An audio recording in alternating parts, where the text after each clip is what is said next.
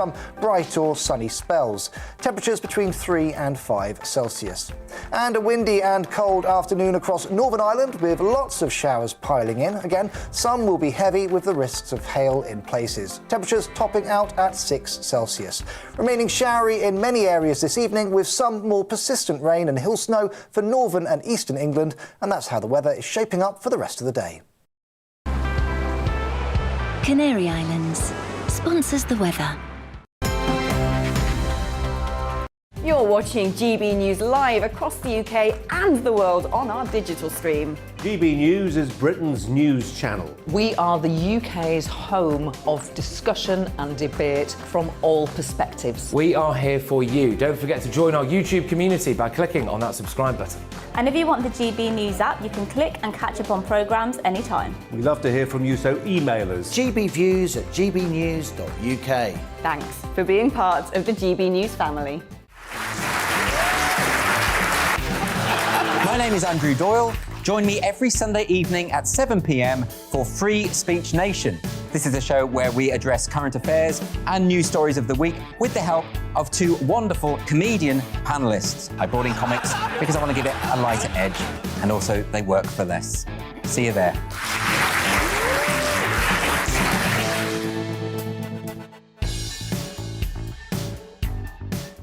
Join my show Farage, 7 p.m. till 8 p.m. Monday through Thursday, and there you will get opinion, analysis, debate, and I'll cover stories that nobody else dares to touch. And then for the last 15 minutes, talking pints. We're over a drink. We have a civilised conversation with someone. We very often disagree, but we do it in a grown-up way. Come and join me on Farage.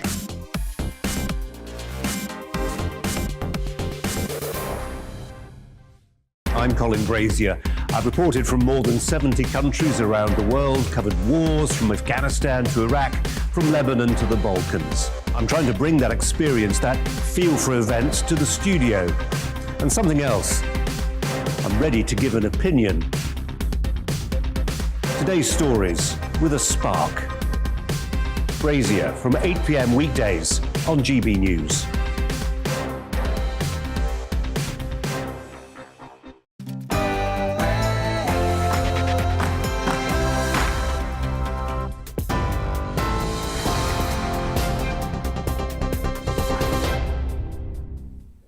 I'm Ray Addison, and these are your latest headlines. Health leaders are welcoming a move to suspend GPs' targets in order to focus on the vaccination programme. However, they've been warned the service still remains under significant pressure. NHS England has told doctors that routine health checks for the over 75s and new patients may be deferred to prioritise booster jabs.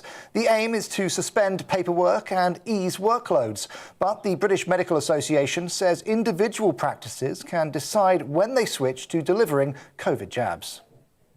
A further 75 cases of the Omicron variant have been confirmed in England.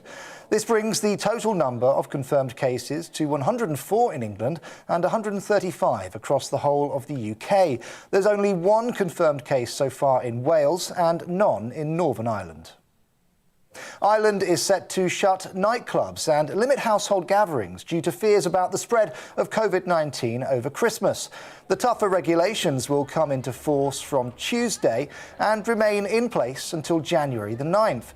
The new measures include a maximum 50% capacity at entertainment, community and sporting events, which the hospitality industry has described as a hammer blow. Meanwhile, visits to private homes should be limited to 4 households, although Deputy Prime Minister Leo Varadkar said this won't be strictly enforced. We want to be very clear that this is advice, it is guidance, it is not statutory. There will be no Gardaí calling to people's homes to see how many are inside, and the government will not be telling you what you can or cannot do in your own home. Nearly 300 military personnel are being drafted in to assist thousands of homes that are still without power 8 days after Storm Arwen hit the UK. As of early Friday evening, just over 9,000 homes were still cut off. Areas in Scotland and the northeast of England are worst affected, with energy suppliers continuing efforts to restore power to the properties. The parents of a teenager accused of killing 4 students using his father's gun in Michigan have appeared in court after disappearing to Detroit. James and Jennifer Crumbly had been missing since charges of involuntary manslaughter were filed yesterday. The couple's lawyer has denied they were on the run, but said they had left town for their own safety. Their son Ethan Crumbly has been charged with murder and terrorism following the shooting at Oxford High School last Tuesday. 1 person has died and 41 are injured after an Indonesian volcano erupted, local authorities have confirmed. Dramatic footage shows the Semeru volcano on the east of Java Island blanketing the area with clouds of smoke and ash, forcing residents to flee. Eileen Ash, the oldest ever Test cricketer, has died at the age of 110. The right-arm bowler made 7 appearances for England either side of the Second World War and retired in 1949. As well as cricket, she was seconded to MI6 during the war and played golf until she was 98. OK, that's it. We'll have the latest news update for you in just over an hour.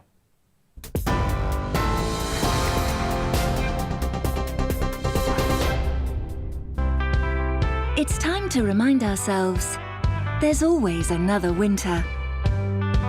Canary Islands sponsors the weather.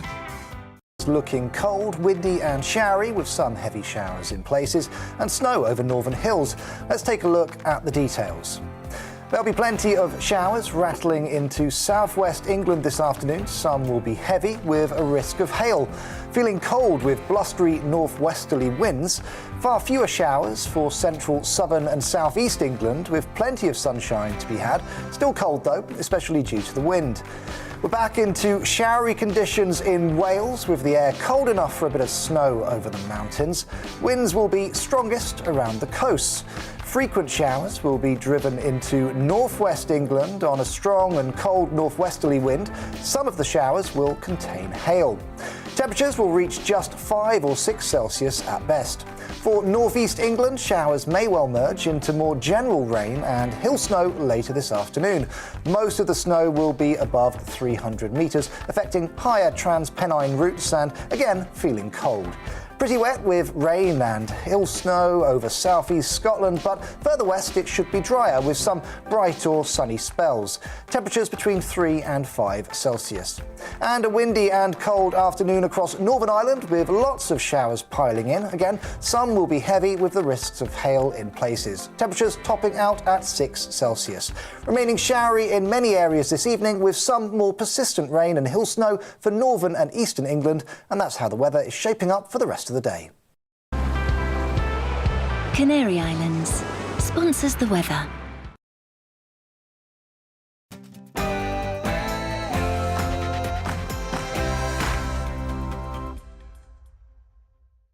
Hello and welcome to We Need to Talk About, your weekend fix, where I pose a question that needs plenty of time for discussion. And today we need to talk about abortion.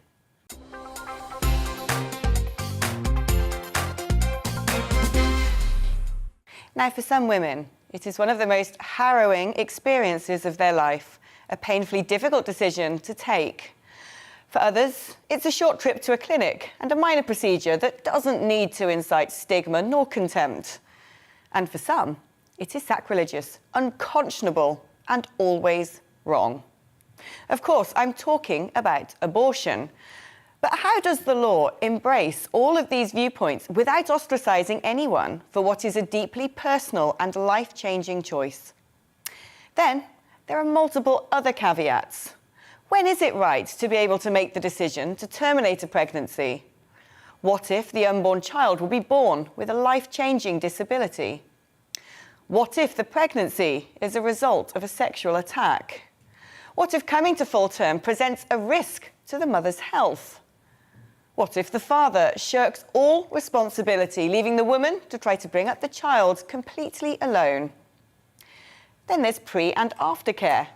Should women be made to wait a fortnight to contemplate their decision or get counselling after it?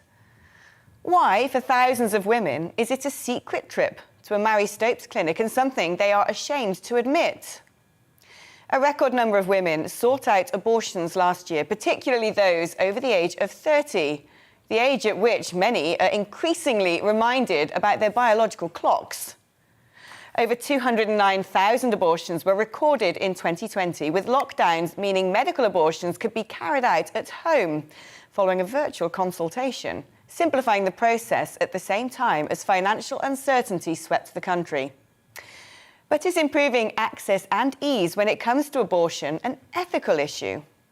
Instead, should we be looking at helping women to keep babies by focusing on childcare provision and encouraging men to be responsible fathers, rather than paving the way towards a quickie termination? Today, over a quarter of all pregnancies are aborted, a massive spike since the Abortion Act in 1967, representing a quadrupling of cases. Meanwhile, terminations among under 18s have dramatically tumbled, suggesting while young people are more aware about contraception today, it's working-age women that no longer feel able to or are choosing not to become mothers. A damning indictment, some might say, of failing government policy on supporting women and the family. Abortion has always been contentious, and today it's no different. In some cultures, babies are killed simply for being female. In many countries, terminations are still illegal. So what's the situation here? Well, at present, there are 3 amendments being tabled to update the Abortion Act, bringing down the time limits from 24 weeks to 22 weeks, outlawing sex-selective abortion and making the abortion term limit on babies with disabilities the same as for babies without disabilities. Almost always, this debate happens within the framework of the woman's agency over her body. But what of the rights of the father? Should he get a say in whether or not a pregnancy is terminated? Or does that open the door to men dictating what happens to a woman's future? Today, we really need to talk about abortion.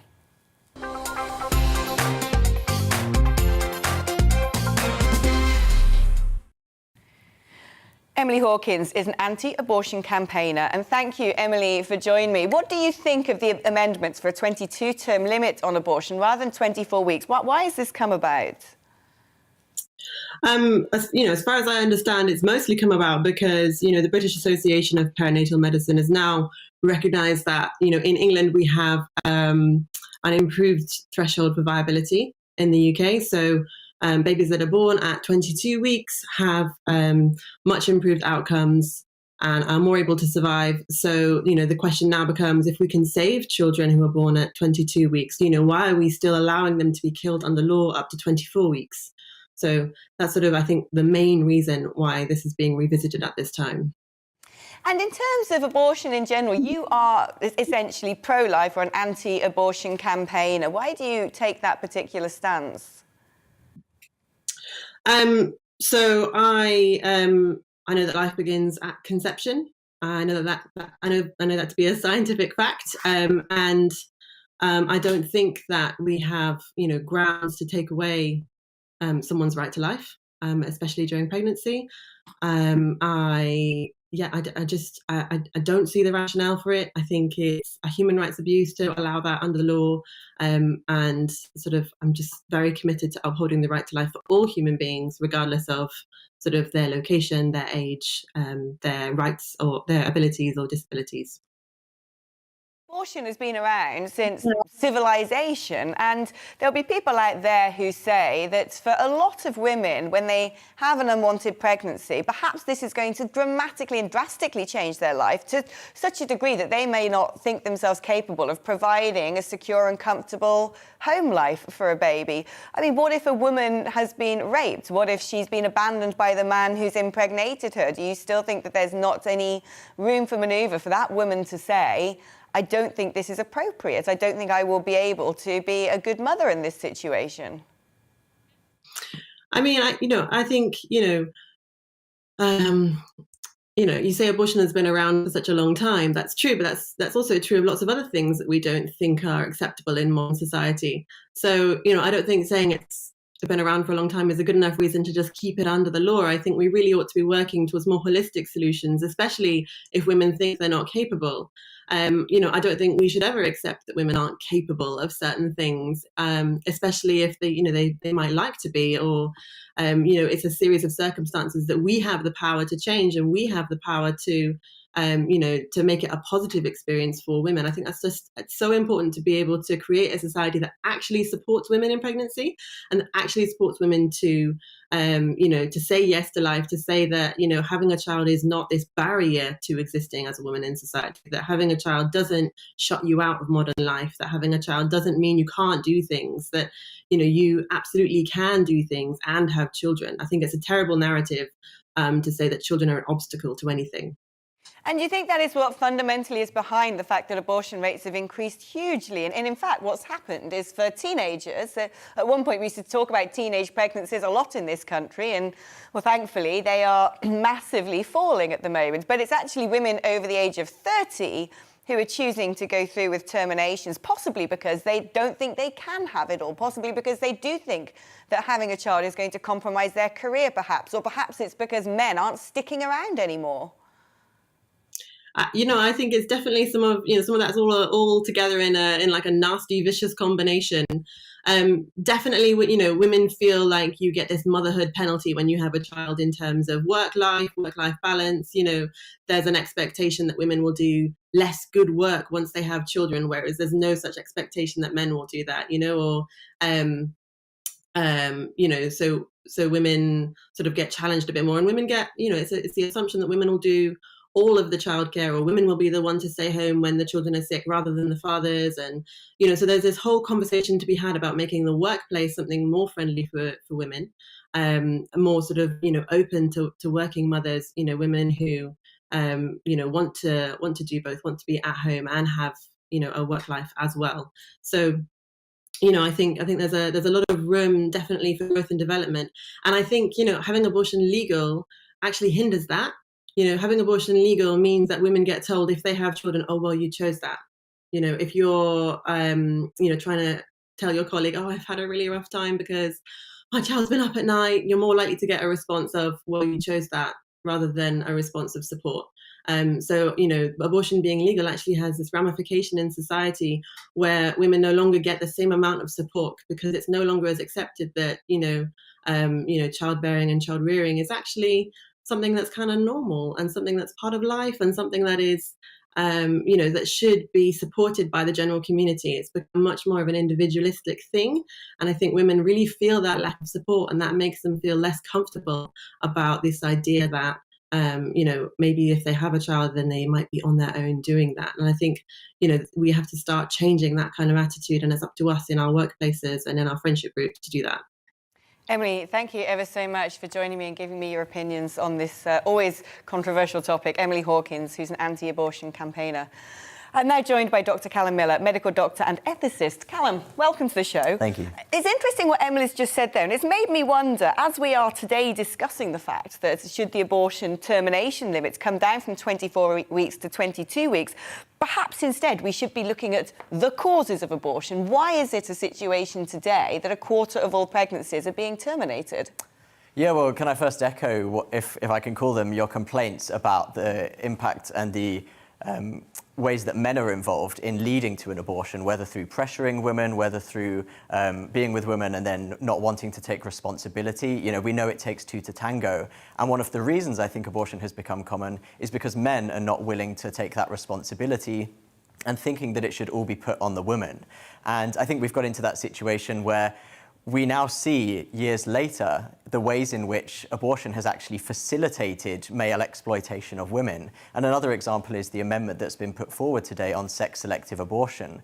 We know around the world there are nearly 2 million sex-selective abortions every year, which eliminates almost entirely baby girls. And we know this is one of the most powerful tools the patriarchy has around the world to eliminate the voice and the presence and the visibility of women. And so I know we're probably sick of hearing about how we should follow the science over the last 2 years, but actually I think that's what these amendments do.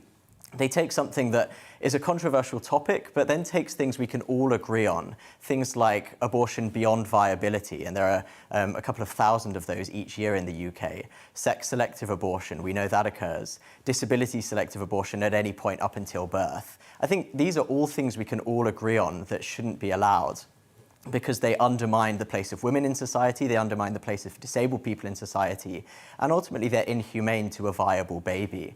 And so I think this is a great opportunity for people who are on both sides of the debate to come together and agree on at least some common scientific, humane amendments that can at least moderate what has now become a very extreme law 50 years later. Why do you think it's an extreme law today?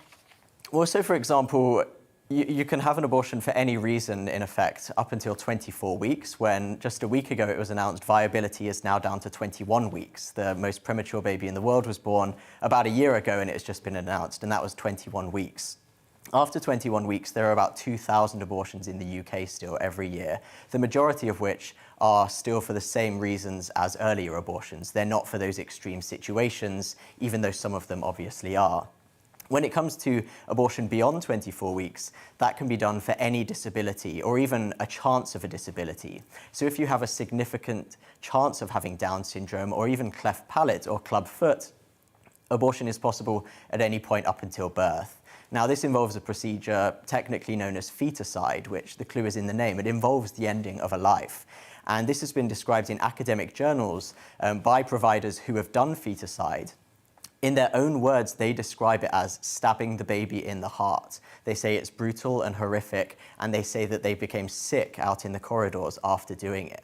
And so, again, you don't have to have everyone in agreement on the fundamental question of abortion, and I expect we won't have that for a very long time, if ever. But these are common sense, compassionate measures that I think everyone can agree on, because I think most people, when they find out the reality of abortion in 2021 in the UK, they do realise that it is extreme and radical, and they do think that we need some more regulations. And do you think that there is perhaps, when it comes to women choosing early on in a pregnancy, that they don't want to become a mother for whatever reason, whatever it is private to them, that this should be a conversation between both parents, or is it a woman's choice to make that decision alone? Because fundamentally, she is the person, she will be the body compromised, the person going through all of the burdens of pregnancy and childbirth, and frankly, she'll be the person ultimately left to bring up the child if the man decides he's not interested. Well, absolutely. I think we have to have women at the forefront of this debate, and we should be making sure that we don't exclude women's voices, and that we should be having their experiences shared and their opinions shared very much, and we should never be trying to get rid of that or trying to talk over them. But at the same time, I think, all pregnancies involve a man and a woman. And by excluding men from the debate, you're also, in a sense, excluding them from their responsibility. Once you make unwanted pregnancy a women's issue only, what you're doing is you're saying to all the men, if you get a woman pregnant when neither of you or you, the man, are not prepared to be a father, then that's not really any of your business anymore, and you can go away and leave her on her own. And I think what we found is that many women feel that they've been abandoned by this mentality of saying, pregnancy and unwanted pregnancy are only a women's issue. Men shouldn't be involved. And actually, I think it enables men to have that mentality where they can avoid that responsibility. So I think it's vitally important that they're included at the same time. And thank you as a man for coming in and talking to us today. You've had really interesting viewpoints. Thank you. Appreciated. Well, let's talk now to Mara Clark from the Abortion Support Network that helps people access safe abortions. Mara, hello, welcome to the programme. I hope you've been able to hear what some of my previous guests have been saying. Do you think that we need to be reopening the abortion bill, changing the legal limit to being able to opt for a termination to 22 weeks, or should we just let everything be as it currently is? I think actually we need to further decriminalize abortion, which probably comes as no surprise. So the current limit in the UK has been agreed upon by the RCOG, the Royal College of Obstetricians and Gynecologists, and the British Medical Association, and all those other people. There was a push a while back to bring the legal limit, which used to be 28 weeks, down to 24 weeks. There have been many, many, many attempts to bring the time limit down further over the last, I've been living in this country for 16 years. And every time the medical establishment comes back and says, actually, no, it's okay where it is. I also find it interesting that the previous guest was talking about our radical extreme access to abortion, because actually you need to get 2 doctors to sign off before you can have a termination. So it's not like you rock up to your doctor and demand an abortion. You need, first you need to make an appointment, then you have a consultation, then they book you in for the appointment. So it's all very regulated, and I'm happy with it the way it is. But actually, I would like it to be easier, because depending on where you live in this country is dependent on. There's a postcode lottery for abortion provision. And of course, we know that in Northern Ireland, abortion provision still hasn't even been commissioned. So the UK has a way to go. Do you think that there is way too much stigma surrounding abortion when over 1 in 4 pregnancies last year were terminated? That whenever we see portrayals of abortion on television, in films, it's always presented as a harrowing and shameful experience, that a woman has difficulty taking this decision, when frankly, if 1 in 4 pregnancies are ending in termination, there must be a lot of women out there who think, this is an easy decision, I know what I want to do, and I want to be able to go in my lunch break and get this done and not feel ashamed of doing it. Well, again, and I appreciate your sentiment, but we have to remember there's literally no medical procedure that any of us can have done on our lunch break. I don't know the last time you tried to call your GP for anything, from a checkup to a pap smear to an abortion. You're going to have to, there's always a wait for care. So I do think that there is too much stigma against abortion. The Abortion Support Network largely works with people who live in countries where abortion is severely restricted or criminalized, such as Poland. In Poland, which does have a very restrictive abortion law, they have in the last few months allowed 2 women to die of sepsis rather than give them abortions that would save their life. So I think that restrictions and criminalization are a slippery slope. I know from my work that when you restrict abortion, people who have money and resources will be able to access them. The other thing I want to point out that I think was completely overlooked by both of your guests is that the majority of women who have abortions already have children. They like to paint this idea of like these feckless women who are going out and having sex and having, and having abortions. And when actually the majority of women who have abortions already have at least 1 child. So these are, grown people who know what it means to have and raise a child. And they are making the very mature and practical decision as to whether or not they can care for a child or another child at this stage in their lives. And for me, that's a moral choice. Do you think that there's a risk, though, that if we were to simplify the passage to getting a termination, that this could actually mean more women could be pressurised into taking a quick decision that they may later regret?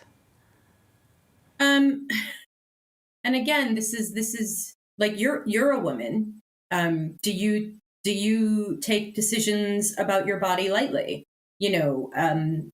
I would like to trust another woman the same way I would trust myself or my child, to make, because I'm a parent, or my best friend to make a decision. And this whole idea that, they might regret it. I mean, I am divorced, but that doesn't mean I regret having been married. And there was a big study done in the States where they followed about 10,000 women over 10 years after having an abortion, and 97% of them did not regret their abortions. They might regret the circumstances that led them to have an abortion at the time, but they don't regret the abortion itself. And I'm not like, I don't think everybody who gets pregnant should have an abortion. I just feel like there's so many barriers to access, so many more barriers than exist in any other stage of healthcare. It's more regulated than literally anything else that you can do. Mara Clark, thank you ever so much for coming on and sharing your views on this often controversial topic. That's Mara Clark, who's from the Abortion Support Network. You've just heard from anti-abortion campaigner Emily Hawkins, Mara Clark from the Abortion Support Network, and the ethicist Dr. Callum Miller. After the break, I'm continuing this conversation with the journalist and author of What Women Want, Ella Whelan, Catholic chaplain Father David Palmer, and the writer Jenny Holland. See you in a couple of minutes.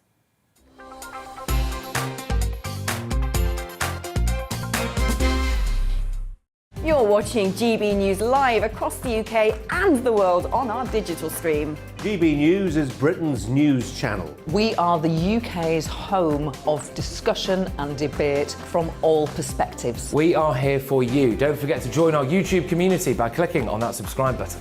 And if you want the GB News app, you can click and catch up on programmes anytime. We love to hear from you, so email us. gbviews@gbnews.uk. Thanks for being part of the GB News family. My name is Andrew Doyle. Join me every Sunday evening at 7 p.m. for Free Speech Nation. This is a show where we address current affairs and news stories of the week with the help of two wonderful comedian panellists. I brought in comics because I want to give it a lighter edge, and also they work for less. See you there.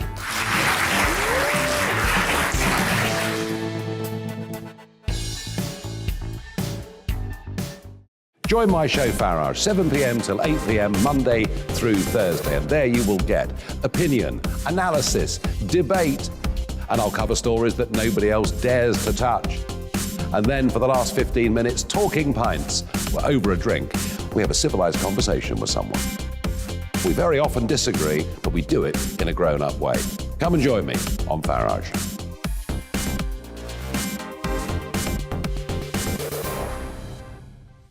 I'm Colin Brazier. I've reported from more than 70 countries around the world, covered wars from Afghanistan to Iraq, from Lebanon to the Balkans. I'm trying to bring that experience, that feel for events, to the studio. And something else, I'm ready to give an opinion. Today's stories with a spark. Brazier from 8 p.m. weekdays on GB News. Join us for the Political Correction. We're here every Sunday to correct politics and put you, the people, back in charge. We talk about all areas of the United Kingdom, including Northern Ireland. Our debate goes way beyond the Westminster Village. It's about the real country. It's about your opinion. So please, we want you to tell us what you think. This is the Political Correction. Every Sunday morning from 10 a.m. here on GB News.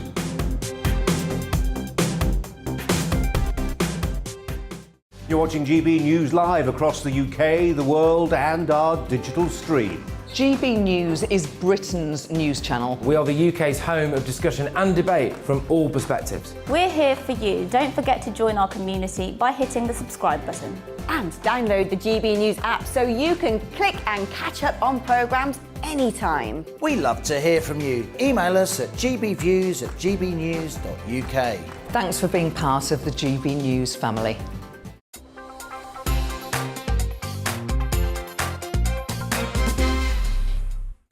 Millions of women have gone through it, either privately at home, taking 2 pills and waiting for the body to evacuate the developing pregnancy, or a surgical procedure carried out either with or without anaesthetising the patient first. For those who have gone through it, it may leave mental scars and psychological distress. For others, it is a simple procedure representing their freedom of choice about which no shame should be felt.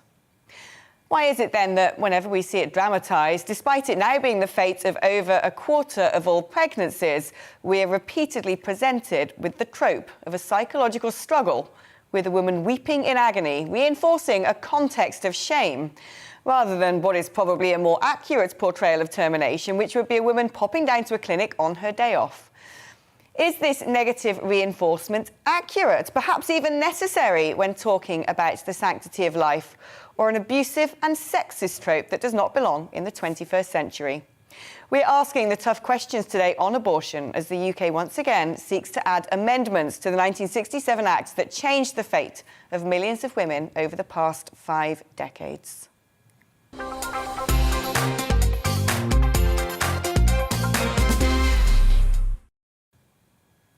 Well, let's talk now to journalist and the author of What Women Want, Ella Whelan. Ellen, delighted to have you on the programme.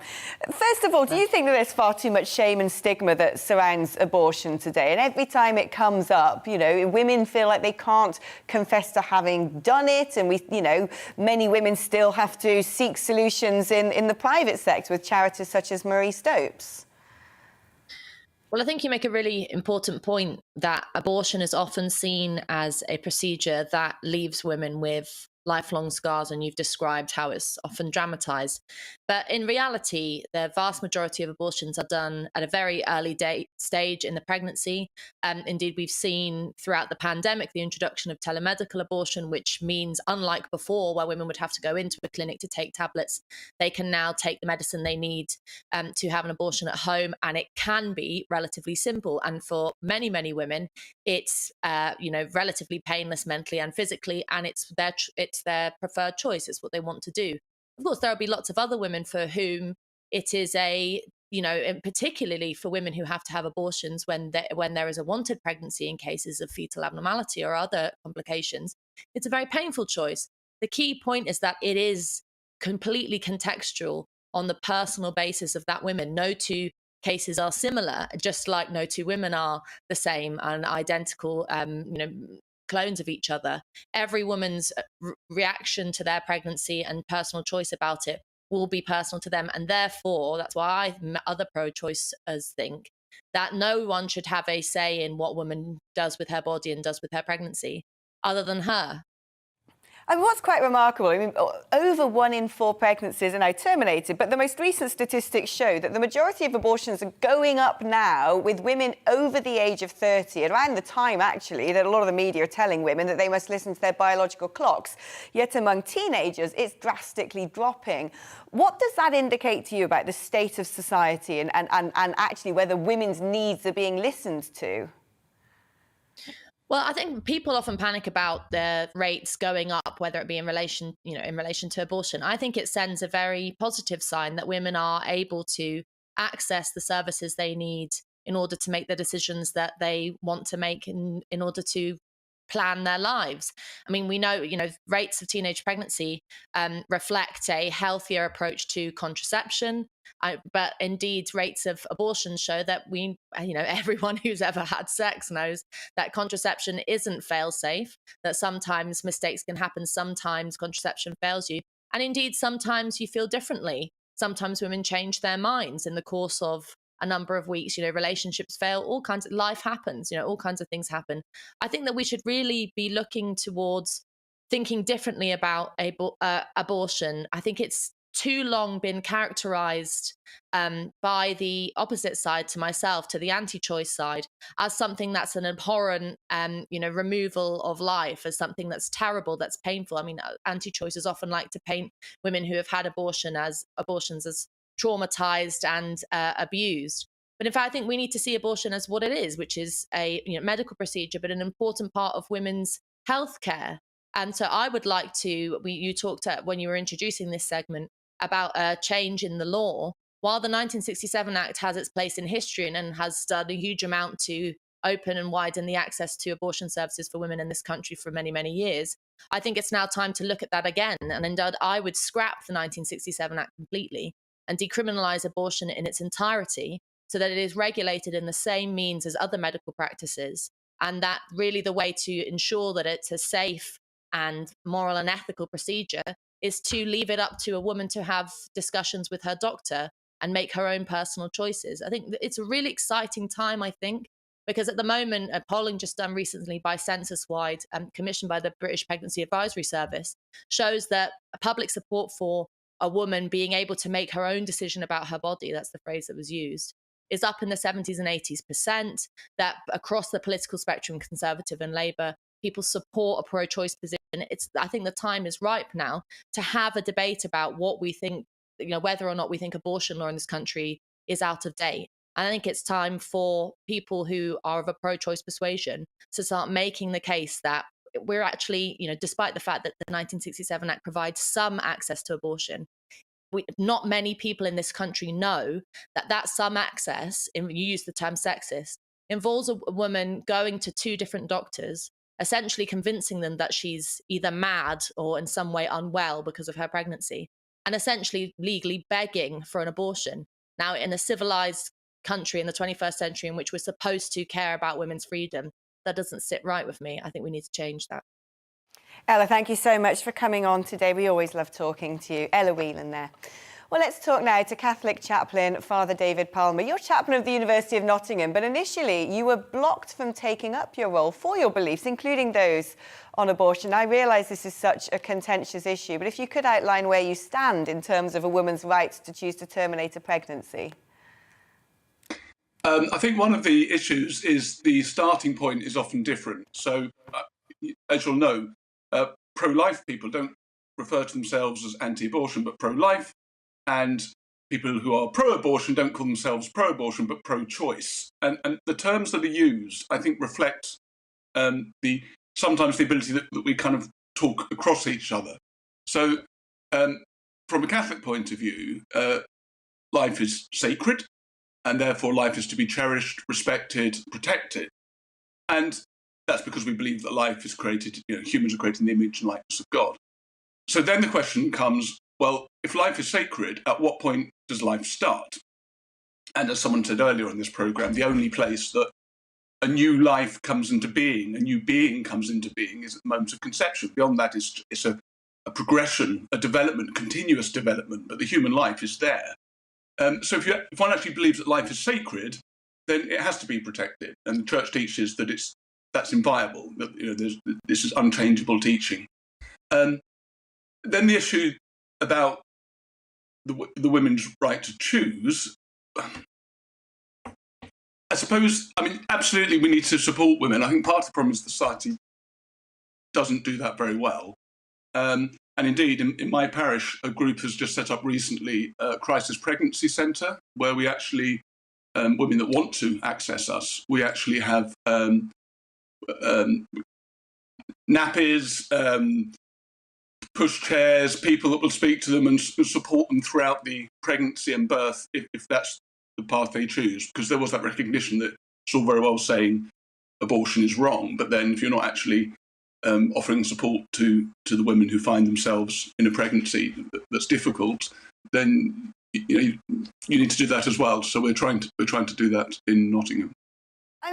Does that suggest then that where we have a situation now where a quarter of all pregnancies, more than a quarter of all pregnancies, are being terminated, there are women out there who feel like they do not have the bandwidth, the ability to be able to bring up a child? Is that, do you think, a huge part of this problem, that actually we've slipped into a society where men can be feckless and reckless and women don't want to be left holding the baby?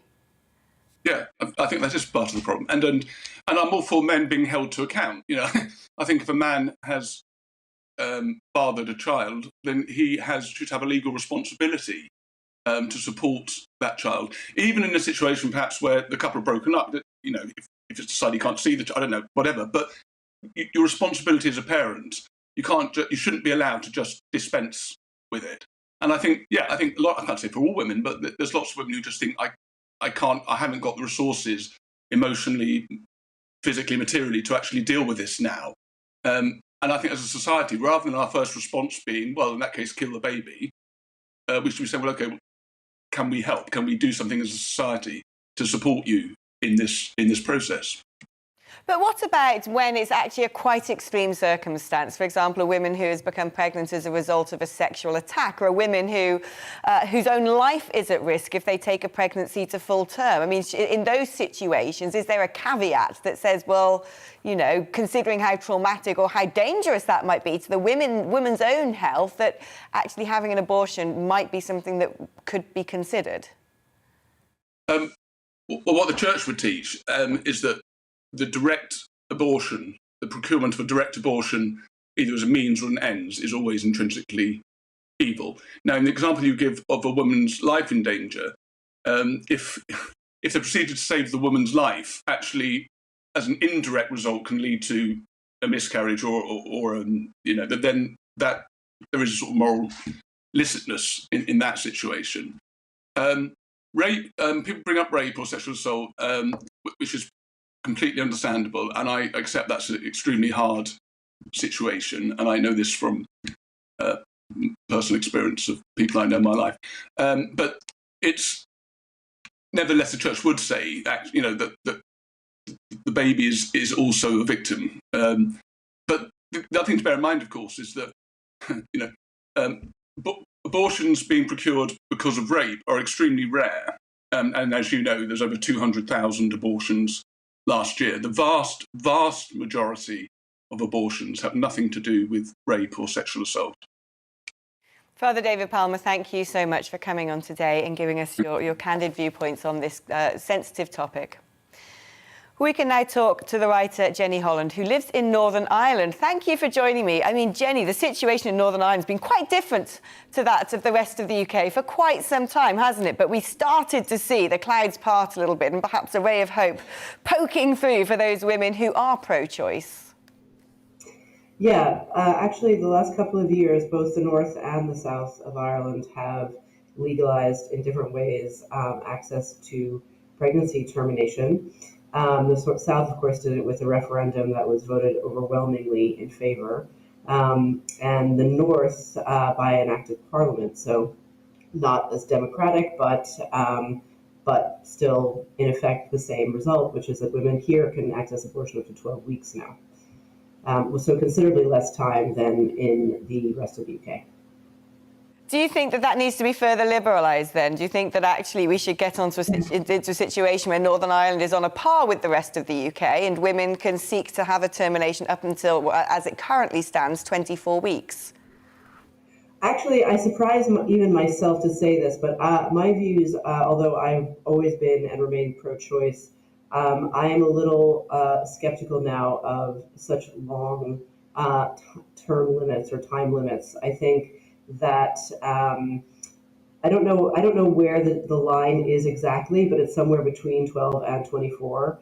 I think the vast majority of women realize much earlier, even than 12 weeks, that they're pregnant. And in the case of an unwanted pregnancy, should do their utmost to make a decision and make the necessary arrangements as soon as humanly possible. I thought what Ella Whelan was saying was very interesting, and I agree with much of it. Except for I don't really believe that there's that much stigma attached to abortion anymore. I don't believe that women going to doctors in this day and age have to put on a song and dance and act like they're mad or they're tragic. I think, if anything, it's been trivialized by society, and the truth really lies somewhere in the middle. And when you say it's trivialised by society, do you think that we're missing something here? Because we talk about abortion itself rather than talking about the causes of abortion, the reasons why women are going through with so many terminations. Do you think that we've actually dropped the ball and that we should be looking into the wider picture here, the macro picture, and saying something's going wrong when so many women are deciding not to become mothers? Absolutely, absolutely. And there's a lot of, there's no end to reasons you could give for why that might be. One of the things that I've noticed being a mother myself, and before I was a mother, I was a young woman living with the reality of abortion being illegal in the places where I lived. And I've thought a lot about this, motherhood as well. And I think that contrary to what feminists say, motherhood is actually a very empowering and joyful experience, regardless even of your wealth or social status. So I think it's often portrayed, even just in pop culture, as this exhausting, drudge-filled, stressful process whereby you lose yourself entirely and there's no fun left in your life. And I just think that seems to be like the dominant image of what motherhood is. And going alongside that, we've told young women, put off having children until their 30s, and it's not the be all and end all. It's not the greatest achievement for a woman, and that's fine. If that's your opinion, that's absolutely fine. But somewhere in that, we've completely lost all the positives. Now, I think one of the reasons I'm not a feminist is because of this weird, ambivalent, in fact, more than ambivalent, sometimes hostile relationship they have to motherhood, where motherhood is actually such a source of our power. It's not our only source of power. It doesn't mean we can only be in the hearth at home, overseeing a brood of 12 children. Not at all. But even if you only have one child, you're still making a huge contribution to society, and it's a very interesting and fun-filled and thought-provoking process along the way. I think if that was something, if that was a message young girls were getting, maybe you'd see a difference in the numbers of abortions. And that, of course, alongside with all the material factors like childcare and stable jobs and marriage rates, which all are very real as well. In some countries, they make women, on the first appointment of going to see a doctor to say, I want to seek an abortion, they make the woman wait for 2 weeks to contemplate that decision. Is that the sort of process you'd like to see here? And then perhaps counselling and support offered, which could help women determine how they might take the path towards motherhood? 2 weeks is far too long. I think that's a crazy amount of time, especially when you're talking about pregnancy, which is a time-sensitive process. And I'm a little skeptical of counseling as purveyed by government in general. I think women know their own minds much better than doctors would know their minds or counselors would know their minds, and I don't think they probably need as much hand-holding as do-gooders would like to think.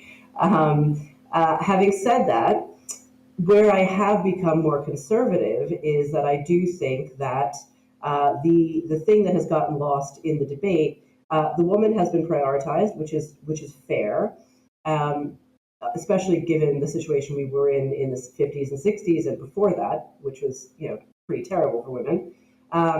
But what's now getting lost is the fact that the pregnancy is a human life and it is going to develop into a baby, and that is certainly happening by 24 weeks. And obviously, anything that is a medical reason, those fetal abnormalities and all of those caveats need to be kept in there. But I would be really, really reluctant to say it's fine, you can just have an abortion at 24 weeks because you've just decided at 24 weeks that you don't want to be a mother. I would have deep moral qualms about that. Jenny, thank you so much for joining me today. Do you know, I often wonder how in the 21st century there aren't creches in more offices. I mean, when half the population potentially go on to become mothers, it seems crazy that is not accounted for. Jenny Holland, a writer in Northern Ireland, discussing the situation about terminations over there. You've just heard from the journalist and author of What Women Want, Ella Whelan, Catholic chaplain, Father David Palmer, and the writer, Jenny Holland. After the break, I'm continuing this conversation with your views on abortion. See you in a couple of minutes.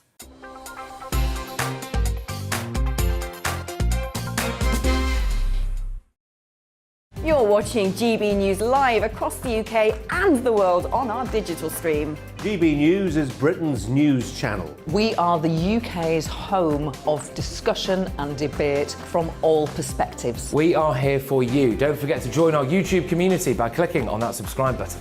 And if you want the GB News app, you can click and catch up on programmes anytime. We love to hear from you, so email us. gbviews@gbnews.uk. Thanks for being part of the GB News family.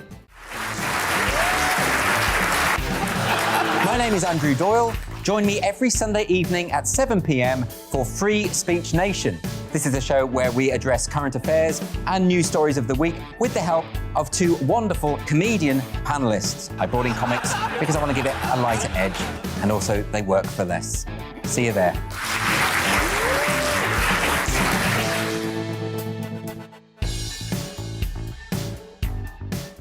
Join my show Farage, 7 p.m. till 8 p.m. Monday through Thursday. And there you will get opinion, analysis, debate, and I'll cover stories that nobody else dares to touch.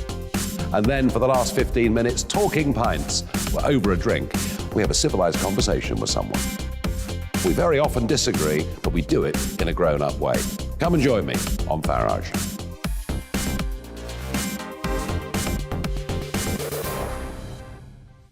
I'm Colin Brazier. I've reported from more than 70 countries around the world, covered wars from Afghanistan to Iraq, from Lebanon to the Balkans. I'm trying to bring that experience, that feel for events, to the studio.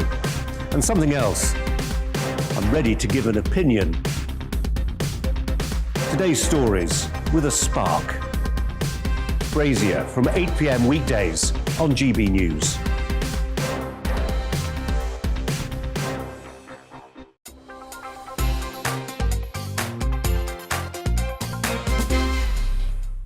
An amendment to the healthcare bill is calling for the abortion term limit to be reduced from 24 weeks to 22 weeks. Earlier on the show, we spoke to Dr. Callum Turner, who outlined and questioned some of the reasons why women choose to have abortions. Got into that situation where we now see, years later, the ways in which abortion has actually facilitated male exploitation of women. And another example is the amendment that's been put forward today on sex-selective abortion. We know around the world there are nearly 2 million sex-selective abortions every year, which eliminates almost entirely baby girls. And we know this is one of the most powerful tools the patriarchy has around the world to eliminate the voice and the presence and the visibility of women. And so I know we're probably sick of hearing about how we should follow the science over the last 2 years, but actually I think that's what these amendments do.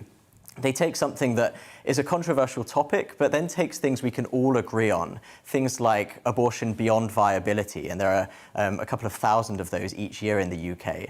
Sex-selective abortion, we know that occurs. Disability-selective abortion at any point up until birth. I think these are all things we can all agree on that shouldn't be allowed, because they undermine the place of women in society, they undermine the place of disabled people in society, and ultimately they're inhuman. Meanwhile, Mara Clark expressed her support for extending the term limit for abortions. I think actually we need to further decriminalize abortion, which probably comes as no surprise. So the current limit in the UK has been agreed upon by the RCOG, the Royal College of Obstetricians and Gynecologists, and the British Medical Association, and all those other people. There was a push a while back to bring the legal limit, which used to be 28 weeks, down to 24 weeks. There have been many, many, many attempts to bring the time limit down further over the last, I've been living in this country for 16 years. And every time the medical establishment comes back and says, actually, no, it's okay where it is. Well, now that we've heard what our guests had to say, it's time for you, the viewer, to have the final word. James said, as a man, I do not have the right to tell women what to do with their body. It's completely their decision, and they should do whatever is best for them. Anna says, I only agree with abortion when it is completely necessary. I find the death of anyone, no matter what the age, completely heartbreaking. Emily says, I'm pro-abortion, but I think we should keep the rules the same as they are. They seem to work well, and changing them just opens the debate to more scrutiny. Jamie says, I support abortion, but the father of the child should have a say in the situation. It wouldn't be fair if that individual was completely shut out. Faye says, my only fear is that we will turn into America, and we cannot do that. I'm Alex Phillips, and you've been watching We Need to Talk About. And for the last hour, we've been talking about abortion. That's it for today. I'll see you next time.